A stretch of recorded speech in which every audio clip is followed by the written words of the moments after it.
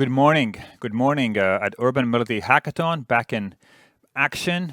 Our second session starting today. It's 9 a.m. and back in Riga, maybe even earlier where you're watching, which makes it even more brutal for Friday, which oftentimes is seen as a Zoom off day in work. Welcome back to Urban Mobility Hackathon, our second day of work, where we're kicking off and managing direction between the city councils across the Baltics and especially in Riga, trying to tackle challenges in urban mobility and connecting with solutions in Baltic ecosystem of startups. So yesterday we started off our hackathon, which was kicked off by partners and our generous sponsors from Netherlands and partners as well in the Baltic sector. Today is our second day of our hackathon. We're going to kick off the more action on Baltic mobility issues and challenges. Shortly, we are powered by EIT Urban Mobility, our generous partners, the Dutch Embassy in Latvia, LMT and Accenture, and the best co-working space in Riga, Teikums. We work together with Riga City Council as well as Computer Institute in Riga. We are going to have a short but crispy session on urban mobility today. So we're going to get in that in a second. Shortly, I'd like to introduce also our main event. We're kicking off Hackathon today, and this is the second day of that, but our main event is EIT Urban Mobility Incubator, which starts this June. So still applications are open for that, and that's the main event.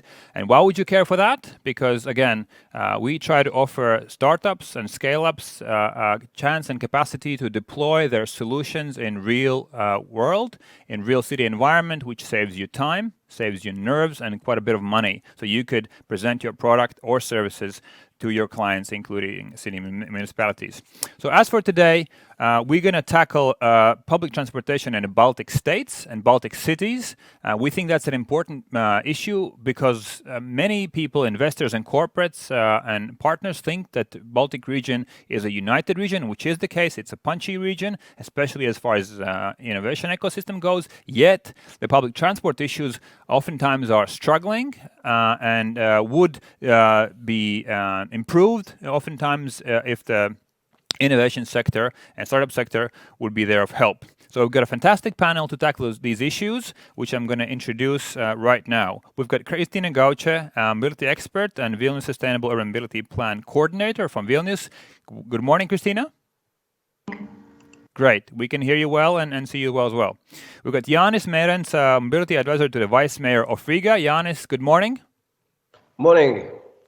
We've got Jaagup Ainsalu, Tallinn Transport Department, Head of Smart Mobility. Good morning, Jaagup. Good morning, Riga. Just making sure, how is your name pronounced? Making sure that we are not doing any damage to the... Yeah, you can call me Jacob as well. Jacob, okay, there we go. Jacob, should I stick to Jacob or Jaagup? What's the best? You can call me Jacob. That's okay. Okay, and last but not least, Artūrs Lindenbergs, innovation lead at LMT. Good morning. Good morning. Hey, everyone. Good, great, fantastic background for you, Artūrs. There, straight to the point. Connections between the three Baltic cities, and even further, I see Helsinki looming in the background. Great. So we're in the building. We're in the building. So we're going to kick off with a short introduction by each of the panel member to talk about their role in planning and transport, and then we're going to go into three areas of questions. We're going to have the large orbit about what's happening with urban mobility and smart solutions in these largest cities of the Baltics. Then we're going to move on about synchronization of transport systems from the user perspective. So I have one app that works in Riga, I need a different app that works in Tallinn, and a whole different ballgame when I go to Vilnius. So that doesn't sound like a region to me. So how can we move it to more unified experience for us, public members of society? And then we're going to move on to the hot topic, which is Rail Baltic, and can we make most of it? Are municipalities making the most of it? And are startups getting a piece of the pie? And then we're going to move on to infamous COVID issue, basically COVID on the wheels or in public transit, and we're going to add some advice to our hackathon members, which are slaving away for 24 hours and we'll do another 24 hours until tomorrow when we finalize our work and pitches. So let's kick off with a bit of introduction. Kristina, you have been working on the new Vilnius Mobility Plan. What are the main challenges that you're seeing there that Vilnius is facing midterm, long term, and perhaps some of the smart project you have on the table right now? And then we can kick off with Jānis and Jaagup as well. Kristina? All right, so thank you guys again having me here, being the only lady in your team. And yes, so Vilnius Sustainable Urban Mobility Plan was adopted already more than 2 years ago. So we are already having some monitoring, and those challenges can be addressed and named very precisely. But first of all, for you to know, you can use the same application in Vilnius and Riga. It's Trafi. It's working out. I'm not sure about Tallinn, but I'm sure it's working. And CTV application is also working in all the regions. So just for you to know. Good to know. Just to mention. So yes. So regarding Vilnius Urban Mobility Plan, so the first challenge, especially as we have advisor to mayor. As political willingness to change. I mean, sometimes you have very nice theses to declarate, like sustainability and planning for people and traveling is fun and so on. But once you need to stick to really policy of parking, of restrictions, of low emission zones, of humanization of environment, then you first of all address not innovation, not the lack of innovation, not the lack of experts, not the lack of awareness among citizens, but first of all political willingness, which is changing smoothly, increasing, but still is one of the challenges to address. And now when we have this monitoring of what was implemented after Vilnius Sustainable Urban Mobility Plan was adopted, we see it very clearly, because those measures which were priority for public transport, for parking policy, for street humanization, and we have like first and second and third and then priority, they are not implemented yet, while those measures from 25 list of priority, which are buying things like buses and building bicycle tracks and so on, which are very visible, these are implemented, those quick wins are implemented, and that hard policies not yet. So these are our main challenges, but not.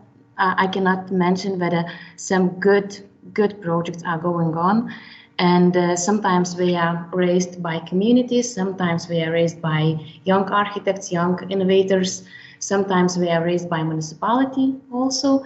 But these are yet very local points to show as a demo, as a pilot, like moving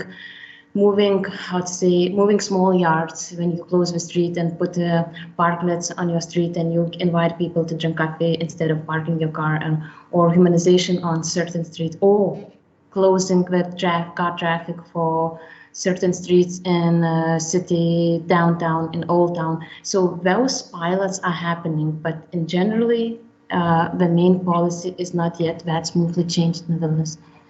This is something we can echo quite a bit, that documents seem to be right and fit, yet as far as the action goes, things are a little different. As we say, it's a gray territory back there. Jaagup, back to Tallinn. So obviously everyone loves a little bit of Estonia, and we have a joke in Latvia.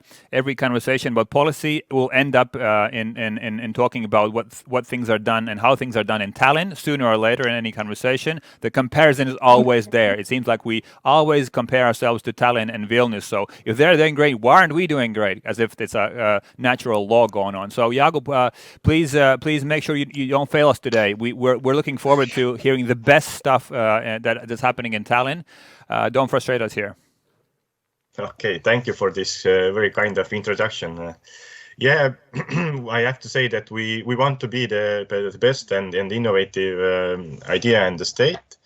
But of course, we see that in Latvia and Lithuania also are very, very good and strong points in mobility.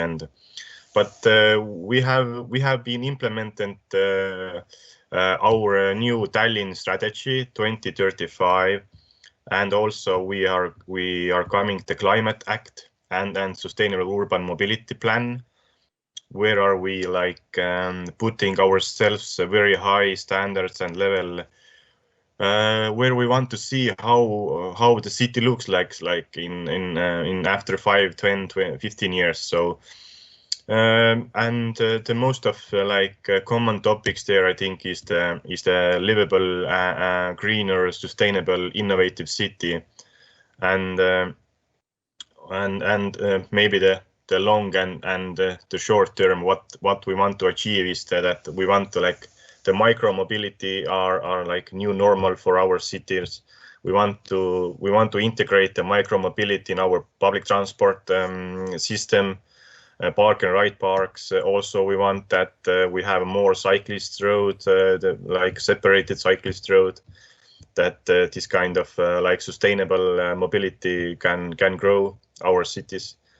And also, we see that automation, self-driving technology is helping a lot of our citizens. We already have quite many projects in Tallinn, together also in Latvia. And we see that this kind of solutions are helping, and we want to move on. Also, we have this right now. This year we are planning to do the 5G test in automation self-driving technology together with Tallinn University Technology. And also what we see is that the very important topic is redesign the streets or the street urban area. And we want to be a more greener city. So this is the most common topics in these three documents. But in generally we are looking every time some kind new projects and new innovative idea in mobility that which can be help us and can be helpful for our citizens. Thanks, Jaagup. Obviously, it's not easy to be the best. It takes some time. Back in the day, you could only provide jobs in the cities. Now you have to be sustainable and green and friendly and human and sustainable and climate neutral. Exactly. Yeah. Exactly. Yeah, and now the list is keep on growing. But as far as the challenges go, so redesigning of streets, I heard that. I think that's quite of a different scale. Then issue with micromobility being the new normal, and then obviously integrating it in a traffic system. So the last mile solutions, which would be obvious and then linked and synchronized from the private and public users. And lastly, I heard a bit of a hint of cooperation on 5G, which probably makes Artūrs a bit more alert there with Tallinn Technical University. Is that correct? Yeah. Would that be a short summary? Great, Jānis. I think the challenge has been set and the glove has been thrown from both the big players and the big cats. So is Riga to match these two guys?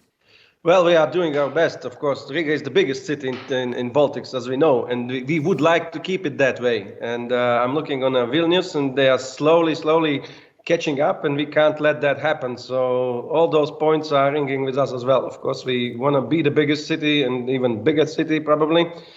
And I would say from the planning perspective, the great thing is that finally this, realization that existing situation is not sustainable. The car dependency, how much space we allocated for the cars, how much space we let the cars occupy is not sustainable. And I would say that's the greatest achievement that is happening. And it's not something that you can put on a policy plan. Well, you can put, but as long as the decision makers will not eat that and feel that, it will be very hard to drive any changes. And of course, that's the theme of our plans, and changing the habits, changing the the perception of public transport as a sustainable mode, as a efficient mode, as affordable mode, and as I would say there's a good saying about the rich city is not the city where everyone drives a car, but where the rich people use the public transport. And that would be the goal, like a first step to increase the attractiveness of public transport. And you have to make a lot of things for it to happen.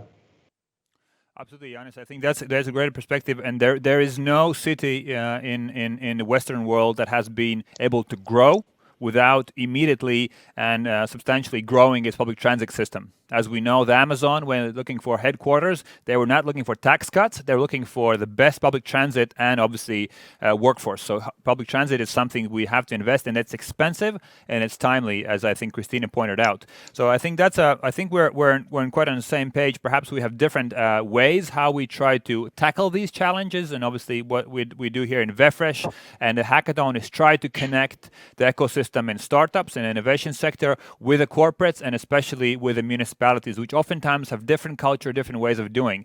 So let's get into that. Again, as I said, I think quite a few people in Europe and also in investment capacities look as Baltics as a region. And I think Kristina had a great, fantastic correction to myself, where CDB obviously works both in Latvia and in Lithuania, Vilnius and Riga, the same for Trafi and other providers. Yet, I think these are, so to say, exceptions rather than rule.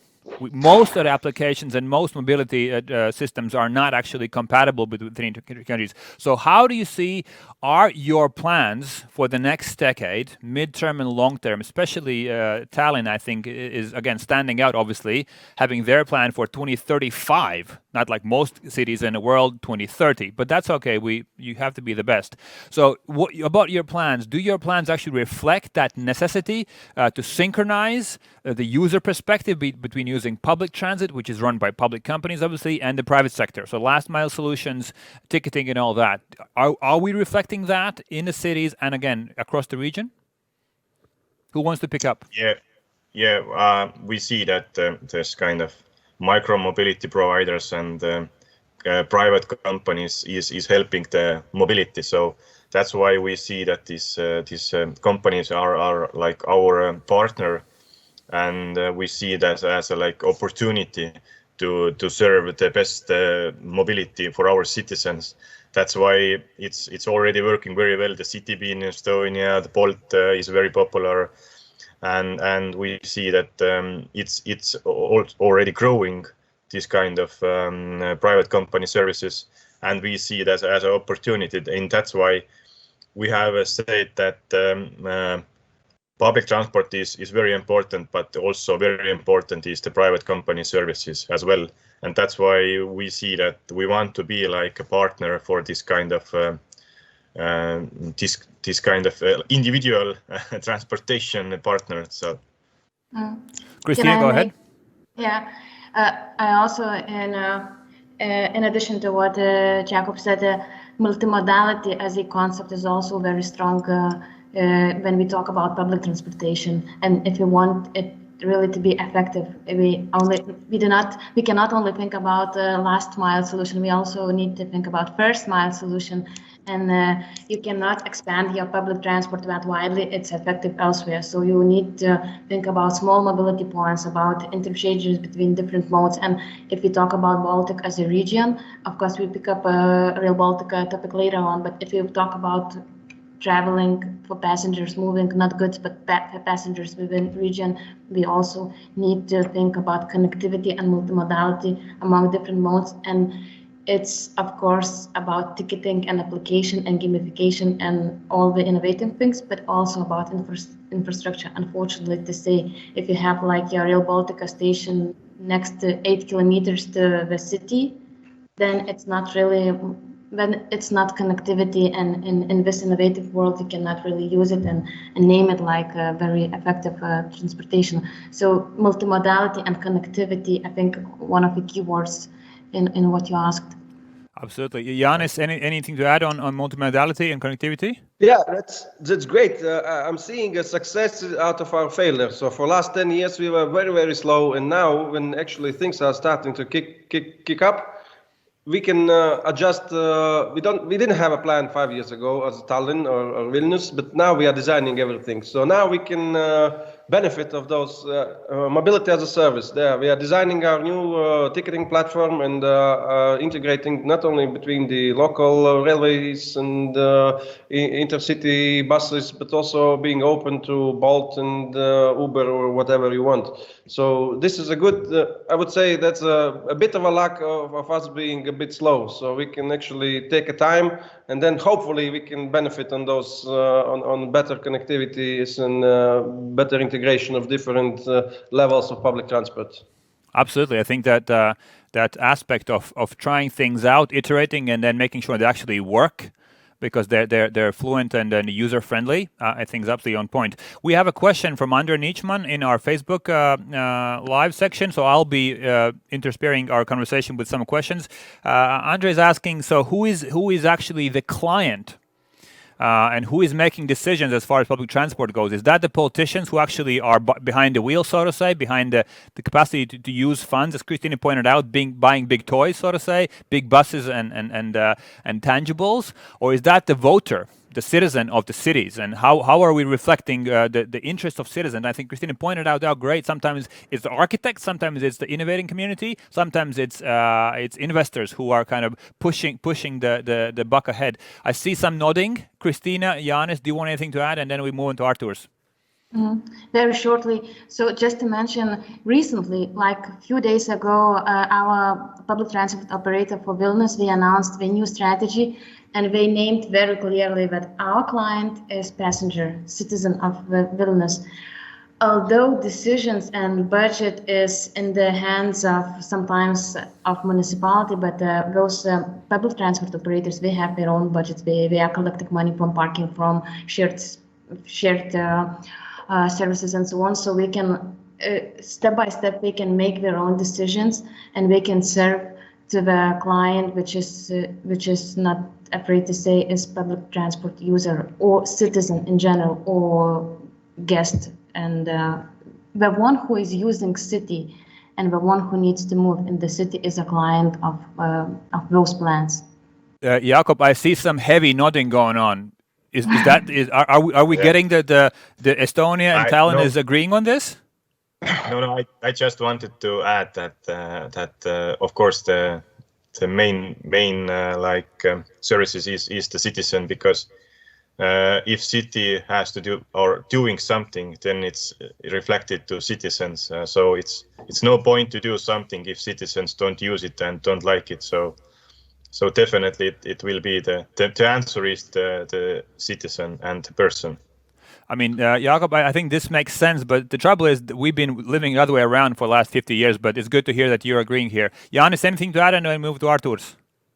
No, I would say that the client still is the city. The city and the people vote for the elected members, and they are the ultimate client. They are not the user, because user is someone who gets on the bus. But I still would say, in a perfect world, maybe they are the clients also. But in seeing how heavily subsidized is the public transport, you can't say that the users are paying the full fee. So they are just the users, they are not the clients. The client is someone who's deciding the policy, unfortunately, or fortunately, it depends on the outcome.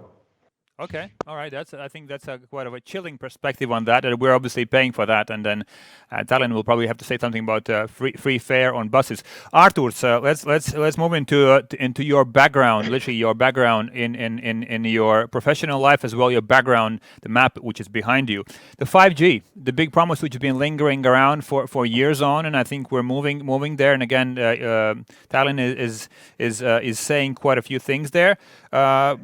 Obviously, 5G is a team sport. It doesn't make sense if you're there by yourself. It has to work in a network. Where are we with 5G routes, and how do you see where are we going with cooperation in this sector, Artūrs? So for sure, it's a teamwork and team sports, as you mentioned, and I would like to remark that 5G is not only some next level for after the 4G. It's not like evolution for next technology. It's a real technology revolution, because with the 5G we can implement and deploy some totally new services. It's not only like some new application or something else, but actually it's a opportunity to implement the digital infrastructure and to make services based on real data, online data. So regarding the cooperation, no doubt that Baltic states are on top of the technologies and the network deployment. If you look on Europe perspective, we were first ones who deployed 4G, and we are the first ones who are deploying now the 5G. And as one example, in 2019, we started discussion with Lithuania and Estonia regarding the 5G deployment on Via Baltica. There were signed already the memorandum of understanding, and actually this idea is now ongoing. It's a real project where all 3 Baltic states are working together to deploy 5G on the main route on Via Baltica. So it will help not only for logistics but for people mobility as well. And there will be new services. And it's only one example how we can cooperate together as one region, not only one country by country.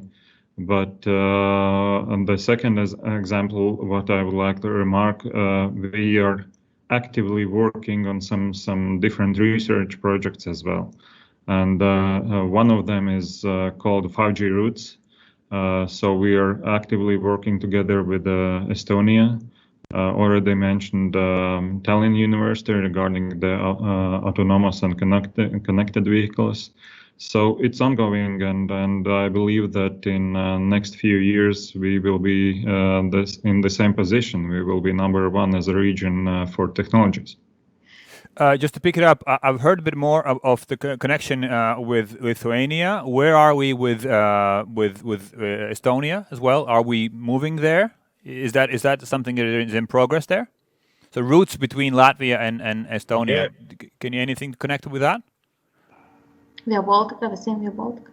Okay, so basically the routes are equally developed in direction of Lithuania as they are to Estonia. Is that correct? Exactly. Good, great. Moving on, Artūrs. I've heard some half rumors there about your plans with Rail Baltic and trying to working with a future-proof signaling and Rail Baltic. Is there anything we can talk about that there, or that's just still up in the air? So I think it's up in the air because it's only like a beginning for this project and for network development. But for sure, for Rail Baltica and Via Baltica, the 5G will be really necessary to provide these services for people and, as I mentioned before, for logistics and to implement the digital infrastructure. In other words, we'd like to see that by the time the Rail Baltic is running, it would be 5G proof. It would be actually enabling the services we will be expecting by that time. It's in 5 years. We will be expecting those services. It will no longer be science fiction. It'll be something we'll be expecting. And for that to happen, we have to deploy and plan with this accordingly. And again, that has to happen in the Baltic sector. And that's why one of the challenges that this hackathon and also this session is addressing to the panel is saying, are we moving towards a more unified region as far as mobility and as far as infrastructure go, which obviously demands a more tighter cooperation between the municipalities and the state governments as well. So let's move into, we're halfway there with our time there. Let's move into the Rail Baltic, the hot topic or hot potato, depending on where you stand in receiving or service end. Sometimes it seems that the states are doing their own thing between connecting the countries, and the municipalities are left to pick up the heavy load. So how do you integrate these new transit lines within the city infrastructure? And it seems to be a little more harder than we expected, at least from what I see. The optimism that was in 2016 and where right now, I think people have basically woken up to a bit more dramatics. It was a family comedy, and now it seems to be a family drama. So how are municipalities dealing with this new, obviously great potential Rail Baltic is relaying, but I think Jānis is ready to go with this. I think you've got the answer ready. Jānis, go ahead. Yeah, well, once again, we are the biggest city, of course, and the biggest impact throughout the city is, of course, the Rail Baltic. But you mentioned it correctly. It's a great opportunity, but with those opportunities come great challenges. Of course, the meaningful integration and, well, let's face it, it also brings some disruption, especially to city landscape, to how the fabric of the city. And of course, we are facing real challenges to how to integrate it, how to not only integrate it logically, but also how to integrate it physically. And when we're done with the physical part, then of course we will have to think about logical, or maybe we should think beforehand about being logically integrated. It brings a lot of opportunities, but the downsides also can be great, and it's up to cities, actually. It's not about the national governments, because, yeah, as you mentioned, they just draw a line throughout the Baltics. Well, this is how it's gonna happen, but the devil is in the details. How you gonna integrate it into the city? How it's gonna work with the existing public transport? Is it gonna bring the benefits to neighborhoods, or it's gonna be a great Chinese wall running through the city? So there's a lot of issues on Rail Baltic, but of course you can't deny it brings a lot of opportunities as well. And then Jaagup, please. So I think we've got the challenge now. Let's move on to slowly. Are there any signs of hope in this disruption? That's some hope for some big players like Riga, like Vilnius. There is a hope to accommodate Rail Baltica, but the route is going through some smaller, or touching some smaller cities like Panevėžys or Marijampolė in Lithuania, and some other cities in Latvia and Estonia. And there was a study, and I saw the study and was a little bit slightly involved into how does rail affect small settlements in the countries, and Riga's Technical University and Estonian University were participating in it. It's really a challenge to accommodate and to take all the benefits possible, because, for example, Kaunas airport is absolutely out of the city. It's next to a small village, and if Rail Baltica goes somewhere like 2 or 3 kilometers next to this airport, we are not connected if some other solutions are not think about, but we are not think yet. The same with Panevėžys, which I mentioned. It's 8 kilometers from the Rail Baltica to the city center, and we are thinking about shuttle train, which is it's very expensive and not necessarily very convenient in terms of if times are not connected. And from my perspective, only really big cities like Vilnius, Riga, Tallinn, we can't properly accommodate Rail Baltica coming into the city. Other cities may not take benefit out of it. And in Vilnius, we have now a project of Vilnius Connect, and whole this city. It used to be called the bus station and train station in the one hand, but we have the whole project of revitalizing all this area to accommodate Rail Baltica and to connect to the public transport, to shared modes, to coaches going somewhere else to the country and to the other countries. So, and it's happening like for a few years now, and no real results yet could be given onto the table. So how will smaller cities adapt this access of Rail Baltica? But Kristina, we can help Kaunas to build a railway, or not a railway, but tram. We know how to build trams, and we can help Kaunas to link the Rail Baltica with airport. That if you need us, just call. Okay, I will, Jānis, but it's like, I don't know, it's like 25 kilometers, I think, from the city center, where normally trams are going to the airport. So, but yeah, we can. But you know, Kristina, these are famous Latvian trams. They can travel at the speed of light. My beloved ones. Kristina, just to sum it up, I think what you're saying is that even large cities are having a tough time to accommodate this fantastic opportunity to integrate in full capacity, taking into account that the citizen and business requirements are growing every day, as far as mobility, as far as access, as far as the green environment and improvement as well. Jaagup, I mean, you have Zaha Hadid station in Tallinn, so I mean, I think that's where the conversation starts and ends. You're good. Is anything that you have anything to worry about at all? Yeah, of course we have. But the Rail Baltica is more to lead the government. But of course, the city of Tallinn is one of the starting and end point. So it means that we see that as a maybe opportunity to build one of the Estonian biggest transport hub in Tallinn. Because if there will be in a Rail Baltica like end stop or starting point, it will be in Ülemiste city and very near of the airport. So it means that there will be like quite very innovative, new, very like open-minded transport hub. So we gonna do that. We planning to integrate different kind of mobility there. And of course, we see that it's helping also those people who is like living outside the city border, because we are planning to connect at one of the new like not a tram but railroad in the same area as a Rail Baltica. So in city perspective, we see that as a like quite a good opportunity to redesign our transportation and rethinking our transport hubs. But of course, the process is ongoing and it's caused a very lot of challenges.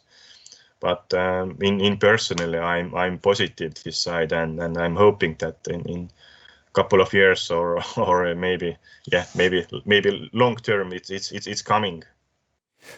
Just to recap again, from what I see in discussions I've been part of, that the state institutions which are providing the connections between the countries, they are not thinking so much about mobility as a service or ticketing. This seems to be either delegated to a later stage of the project, or is delegated to the city, or is delegated to somebody who knows more about that. Artūrs, are you seeing that the corporates and innovative sector are taking a part in this conversation? In other words, I think we have established that this is a great opportunity. I mean, it's the biggest and the most expensive project that the countries are seeing, and it's really quite. I think this is a project of almost of a century, if not a couple of decades. I mean, there's quite a bit of money around there too. Are you seeing that? I mean, it's 2021. COVID's around, but are we moving in line and synchronity with the startups and corporates to make sure that people can get to and from the stations easily? I think we have a lot of work to do, but anyway, there are very good examples what are happening at the moment already. And one of them is for sure, for example, VEFRESH, which is innovation district and which joins the corporates, private sector, public sector. And so we are completely working together with the startups as well to implement these new services and to think about how the mobility will look like in, I don't know, after some 5 years. And we are working on these solutions already today. So I think, yes, as I mentioned, there is a lot of work to do to completely create like one joint mobility ecosystem together with all the Baltic states together. But anyway, I think these all associations, innovation districts, hubs, etc., they're ongoing already today. It's not the future. Thanks, Artūrs. Just to recap for municipalities, let's zoom in before we move on to our last quarter of a conversation. How exactly, maybe you've got an example in more specific terms, how practically are municipalities working with private sector or startups in this area of intermodality, mobility as a service and pavements? Do you have a startup or company that you cooperate with to make sure that these services are supplied right now and perhaps in the future? Jānis, then Kristina, and then Jaagup. Thanks. You have to take into account the existing city government or the elected members of the government here for 6 months and 14 days. I have a calendar, so counting out the days, how long they've been under power. So, and that means that the new system of this cooperation with the startups and the service providers and everyone is just being created up. So we are working how to establish rules and procedures to be open, transparent, and the equal treatment of everyone, which is very important. You can't have any favorites. This is not how it should work. So it takes a bit of time to establish this. Of course, we are open for everyone, and I mean, we are also participating in a VEFRESH in this hackathon. So we are creating rules and procedures now. I think, well, in a couple months, the landscape will be clear for everyone, and we expect a high number of participants and the interest from the startups and all other companies to show up. Thanks, Jānis. I think this is we're basically laying the groundwork it's a way of doing things, and it's a bit of a different way of doing things because there are quite a few members at the table. It's a state, there is builders, there is municipality, there are service providers, the younger and older players in the game. Some of them are quicker, some of them are slower, some are more driven by inertia, some of them more move fast, break things. Kristina, any good examples in Vilnius where this new ecosystem of transmobility is budding and making first steps? Well, maybe not that much about first steps, but in general, my experience within Vilnius and with some other cases is that the most successful stories are when private businesses, startups, they are initiating the good idea, and then the city, if not helps, then do not disturb them to implement it. So in Vilnius, we can name a lot of startups, starting with CTB, which is old now, Spark, GC Deco, and Bolt, and Trafi. Those shared services and those applications, they are working well because city is opening the data, city is giving some discounts, city is providing electricity for electric cars to be charged, city is giving for CTB free parking everywhere, so you can leave the car. So city is really working in cooperation, but I couldn't say that the city is initiating ideas and then inviting business to provide the body for this idea. It's vice versa, I think. And we have good examples so far. And for example, those shared scooters, which are shared by providers of CTB and Bolt, and I think the third one is they are connected into the one traffic system, which is taking data from Vilnius municipality and so on. So this connection exists, but the initiator is not municipality. Kristina, I'm sorry, Jaagup, I'm going to press Kristina on this a little bit because yesterday we had a fantastic presentation from CEO of Amsterdam where he was saying that in the management of data, and obviously we want to have data-driven decisions and solution in a city in our next decade.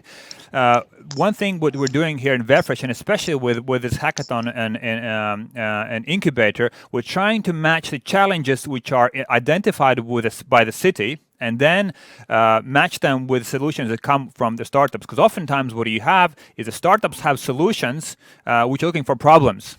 And some of those are actually not the problems the city is facing, number one. Or option number two is that the startup has to become an expert in understanding all the planning documents, which is, it takes some time and energy, right? Well, even though some people know them by heart, and you could just consult them and say which of these are priorities. So we're trying to synchronize what is needed by the city council and then match them with startups. And then perhaps that culture and that work would be more smoother, quicker, and perhaps less painful. So this is something that I like to hear.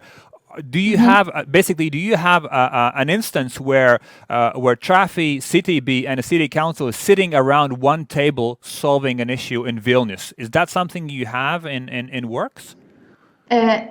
It happened to me a few times. We were sitting and having lunch with Mayor and CTB and Spark and everybody else and discussing future mobility. It happened. If it's related to upcoming elections or if it's daily routine, I would not like to name, but it's happening. And our Vilnius municipality and Mayor, who is for second election, is taking role as a mayor and administration. They are really open. They are liberals. They are really open, and they are open to market, and they are listening, and they are telling hints what we would need. So it's happening. But I could name the procedure, like Jānis said. We are thinking procedures and rules and things. So how does it work? So I could name any particular procedure how it works, but it's really happening during lunch, during conferences. Yeah. Good.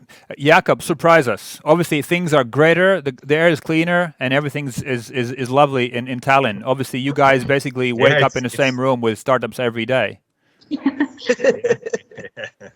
Yeah.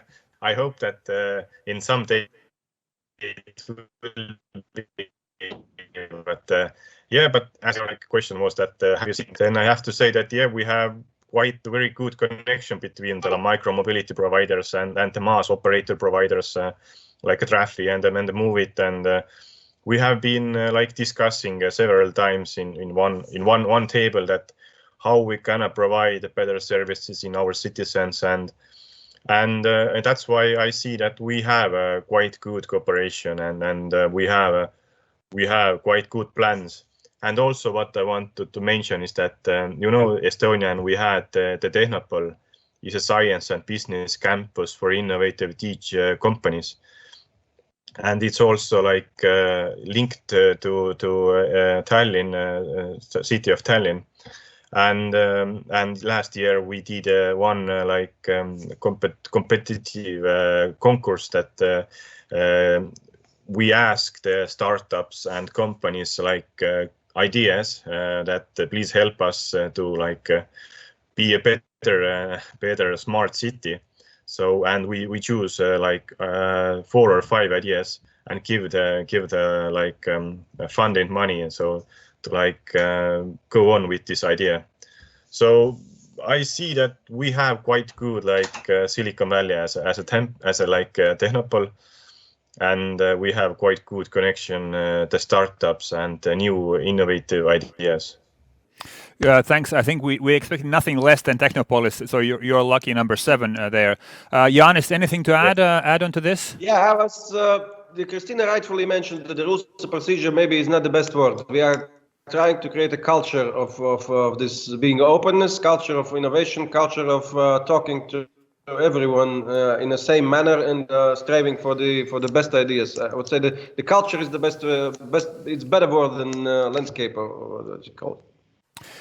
We are slowly moving into our last section of work. Again, I'm going to remind that this section is powered by LMT, who is a partner at VEFRESH and has been able to help us generously to set up this session on Baltic transport ecosystem, which we're helping is going to be budding both in Rail Baltic and in 5G sector. Artūrs, are you seeing the signs that Jānis was talking about, that perhaps in your partners as well, that mobile telecom companies are moving to technology companies, right?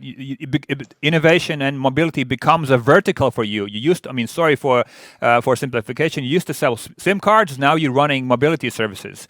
How is that transition for you in a city environment going? And do you see that this is going to be a trend that we're going to be seeing more in the next years? Yes, for sure, because what we are saying that, of course, we are a mobile operator, but in the future we can be a mobility operator. So it means that together with the startups, other companies, etc., we can create these mobility solutions, and we can provide them for an end user. We already work, for example, with some startups on research to understand what kind of services is needed for example, for a municipality. So how to join these last mile services together with the public transport. Of course, the backbone is like a mobility as a service, which already is implemented in different countries and different cities. But we would like to understand how it will proceed in next 5 years. So it's in a few words, how we are looking on it. Absolutely. We yesterday we heard from 2 startups, one from Vilnius, Visio, and FEMA from Tallinn, both startups from the future. So it seems that this new culture that startups are bringing is important, not just for municipalities, but also for corporates like you. And it's great that you don't even have to change your logo. I mean, it's LMT. It could be mobile telecoms. It could be mobility. It's a great thing. I mean, it's really future-proof. So I think good thinking there. So, guys, we have the last 10 minutes to go. Let's get into more depressing subject before we kick off with a session. The COVID. What changes, if any, I mean, has brought changes for everyone, I think, on this planet Earth. But what about mobility? I think Jānis raising the hand. There's been quite a bit backlash with people seeing public transit as basically COVID on wheels and public health issues and everyone's back of the mind. I mean, some of that's founded, some of that is anecdotal, so no basis at all. Yet people, they oftentimes believe myths and stuff. So how have the city councils across your cities been dealing with that? Because we still have to pay for the trams, even if they're empty. Someone has to drive them, and they still have to, fuel that transit system. So some say the frequency is the freedom. So the more the merrier, as far as the routes go. Some say, well, basically this is the beginning of the end. how doom are we about this situation? Jānis, you're nodding the head. This is great. I'm just here. I'm provocating here. Okay, I'm saying that the biggest, I would say the greatest thing about, even we set aside, of course, the C9T, but the role and importance of public transport. Even in the darkest days, when everything was closed, it still was running. There still were thousands and tens of thousands of people using it. So we can see that there actually are very, very few alternatives to public transport. And that's a backbone of the city. It's affordable, it's equitable, it's there, and it should be there. I think it helped a lot of people to see that the micromobility, you have to take care, like you have to have alternatives, and the car won't be an alternative for most of the people. No matter what the car drivers say, it's a very tiny fraction of people actually using the roads. So the importance of public transport and the importance of alternatives. If we would have a very good, like Amsterdam-like bike network pathways, yes, then maybe it would be easier for us, all of us, to cope with the COVID-19. So I would emphasize the role and importance of public transport in all those dark days that hopefully are over. Great, Jānis. I mean, I think Dutch, they are reaping the fruit they've been sowing for the last decade, so good on them. But as far as the public transit goes, do you see that we have to change the way we're operating them? Because quite a few things have changed after COVID. Should we have more frequent routes and more frequent transit going on, so that people would have less crowded buses, less crowded trams, and etc.? I mean, what are there changes that Kristina and Jaagup, are you seeing that you are about to implement, so that public transit is seen as more healthy and safe place to be? It's not about frequency, it's about reliability. So if you know that it goes every 10 minutes, it should go every 10 minutes. It should have no blockages. So that's about separated infrastructure for public transport. So you have public transport lanes, so bus lanes, everything. It's about reliability. It's less about the frequency. So empty tram, well, maybe it's not a good idea, but if it goes every 15 minutes or 10 minutes, it should be there in 10 minutes. Okay, Kristina, Jaagup. Yeah, but it's also important to admit and to mention that at least in Vilnius, usage of public transport dropped dramatically, especially during first pandemic stage. Now, I was riding public transport yesterday. It's as full as it was 2 years ago, but nevertheless, the thing, I absolutely agree with Jānis, but another aspect to add, people are changing their travel behavior and their mobility behavior in terms of this new normal, almost virtual mobility. So we have to address it too. And changing routes or changing frequency is not a good idea at all. And Vilnius did this mistake. They somehow, when we saw that it dropped and people start working from home and people are not going to the schools, they decreased frequency, and the reaction from society was really normal and ugly. So being stable, as Jānis said, and reliable as it was, with good social media information that it is safe, that you should use this and that, and you do not talk to driver and you wash your hand and so on. It is also important because mobility management is not about providing new supply. It's about managing people with information, with campaigns, and with small organizational tools. So that's what we are trying to do in Vilnius. And also we had this action, and it still is going on, like buses for our heroes. So special COVID buses, we are driving doctors to the hospitals and so on. So this is to show that buses are part of our life, and it can help us to live further and not to go to the private car. Great, Kristina. So clarity, reliability, and predictability. These three things, and obviously you've been learning from Tallinn, having this bit of PR going on, that we're driving our heroes. I think that sounds like something that Tallinn would do. Jaagup, what about you? Has anything changed in public transit during the COVID? Yeah, of course, it has changed a lot. But like Kristina said, that also in the first lockdown, it was decreased a lot the passenger for our public transportation. It's happening again in the second lockdown right now. That's why we see that, of course, there will be continuing the city of the public public transportation services. But the modal split is changing. I think the citizens wants to more like micromobility, bikes, cyclists, this like individual transportation is coming more and more. And that's why I see that the city has to be changed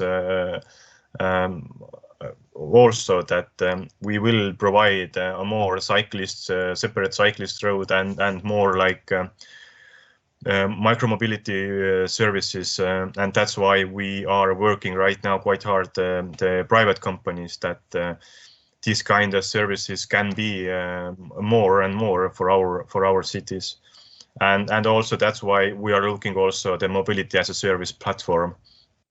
We would like to pilot, because for the end of the users, it's much more easier to use the different kind of mobility if you have one platform. The unified platforms, I think, is the name of the game. Artūrs, go ahead. Yes, I think that there is one very important thing what I would like to mention, that we are now talking only about one city, for example, about Riga or Vilnius or Tallinn, but very important is that we should provide the public transport, seamless public transport for suburban areas as well, because more and more people chose not to live in the city, but in private house in suburban areas. So it's very important for these people not to choose as option one the private car, but very easily to have a public transport services. Absolutely. No, they just should reallocate back to city. No, that's suburban. Suburban is not working. No, we want people back in the cities. Yeah, we're gonna. Sorry, Kristina, go ahead. I gave advice to Jānis, give them free public transport so they are back to the city. Absolutely, they're gonna make the choice. They're gonna sell their house, darling. The bus is free. Let's sell the house. It's obvious, guys. We're rounding up our conversation today. So some of the main pointers here that I think we need to get more moving and more active with integrating startups and corporates in planning mobility. I think that's the name of the game for the next decade. I think it's almost inevitable, since we are no longer controlling all of the A to B or end-to-end services by ourselves. Number two, the public transit still is going to do the heavy lifting. It's not the last mile, it's the most of the mileage that is done by them. So we have to make sure that it's predictable, it's clear, and it's reliable. And obviously it's safe, especially with COVID and people's perception that it isn't. So number three, I think that quite a few things have been said about the 5G and the necessity to create these corridors, especially for the new routes. And if we're planning to have more autonomous vehicles driving, I think that's crucial, because obviously 5G does not recognize it being Estonia or Latvia. We want to have a seamless experience. Number five, I think I skipped one. Number four, Rail Baltic, making sure that we integrate the services in larger cities, and lastly, the organizing transport around regions, just the cities, because it's become a metropolis. I think Vilnius is obviously more than its administrative territory, but it's actually a larger territory with suburbs. So I think that's something to be had there. So we're hoping that the next decade, and I'm looking at all of the municipal workers here, we are applying together for a large Horizon 2020 project that we're creating a Baltic Mobility Innovation Center, which would actually deal with issues to deal with Rail Baltic, 5G deployment, and last mile solutions and payments. So that would be something that we should be looking at, in the same way that I know for a fact that Teltec is working with Finland on their project of Finest Friends, where this cooperation between Finland and Estonia, or more specifically Helsinki and Tallinn, is happening. So I think that's something we should be working at, and where startups, corporates, and municipalities should gather together, not just once a year with elections, as Kristina said, but more often around that same table. Yeah, anything to add, Jaagup? Yeah, I just wanted that during Finest Twins, we are testing the self-driving bus through the 5G. Great. So again, as we're used to with Estonians, always a little spot for advertising of themselves. Great, Jaagup. We know you are the best in this, but we're hoping that we can make most of it as a region for the next decade. Again, thanks to Jānis, Meirāns, mobility advisor to my Vice Mayor of Riga, Artūrs Lindenbergs, LMT, which is the proud sponsor of this event, Jaagup, Ainsalu, Tallinn Transport Department, head of smart mobility, and Kristina Gauče, mobility expert from Vilnius. Thanks, guys, so much. Best of luck with your mobility issues and challenges. Let's meet more often in this capacity, and best of luck to everyone's watching us in a hackathon. Best of luck to you. Have a great day of work and have a great weekend. Take care.